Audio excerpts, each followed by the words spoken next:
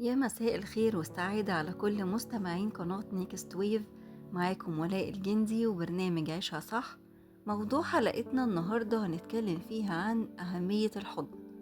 لكن قبل ما نبدأ حلقتنا ياريت تعملوا لايك وسبسكرايب للقناة علشان توصل لكم كل الحلقات الجديدة. خلوني في البداية أقول لكم إن الاحتياج للحضن هو واحد من أهم الاحتياجات الإنسانية، والحضن بيكون احتياج مزدوج، يعني مش بس احتياج جسدي، لأ، هو كمان احتياج نفسي.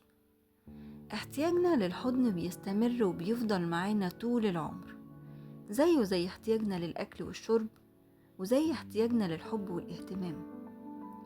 كمان في دراسات نفسية اتعملت في الموضوع ده، وكانت نتيجتها إن علشان نعيش بالحد الأدنى من الصحة الجسدية والنفسية، كل واحد فينا محتاج 4 أحضان في اليوم، لأن الحضن بيحفز إفراز هرمون السعادة، وبيقوي المناعة، وبيساعد على توازن الجهاز العصبي، وبيخفف التوتر.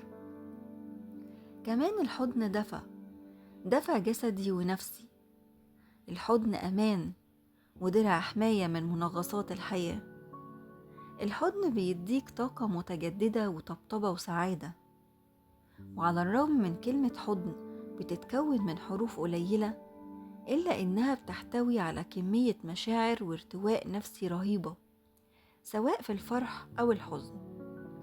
طيب ما تيجوا نتكلم عن جودة الأحضان. هتقولولي هي الأحضان كمان ليها جودة؟ هقولكم طبعا.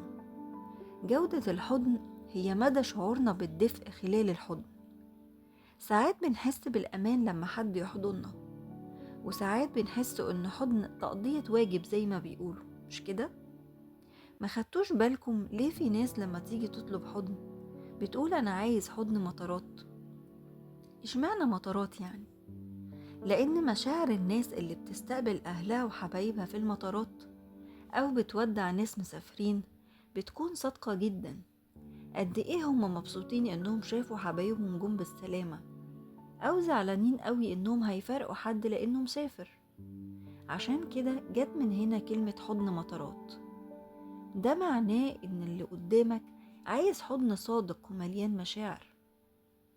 فالحضن مش رفاهية، لكن ده احتياج نفسي بنبقى محتاجينه من وقت للتاني علشان يدينا باور لحياتنا. جرب كده، لو حضنت حد موجوع هيعيط في حضنك ووجعه هيقل، ولو حضنت الضعيف هتلاقيه بيتشعبط فيك جامد زي ما يكون بيقولك احميني، ولو حضنت الخايف هتلاقيه استخبى في حضنك واطمن، ولو حضنت حتى الشخص القوي هتلاقيه أضعف بكتير مما تتصور بس بيكابر.